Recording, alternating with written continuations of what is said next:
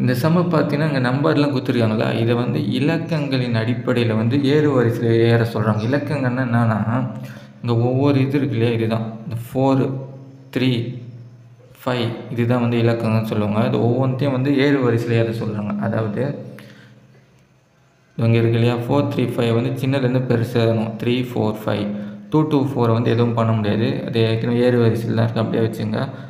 7, 8, 6 என்ன பண்ணலாம்? 6, 7, 8ன்னு எழுதலாம்.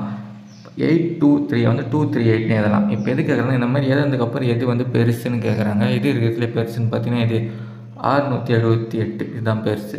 இப்போ வந்து ஆன்சர் நான் இதுதான் ஆன்சர். ஆன்சர் வந்து 786. இந்த கொஸ்டின் பேப்பரோட மற்ற சம்ஸும் பார்க்கணும். டிஸ்கிரிப்ஷனில் பிளேலிஸ்ட் கொடுத்துருக்கேன், செக் பண்ணி பாருங்கள்.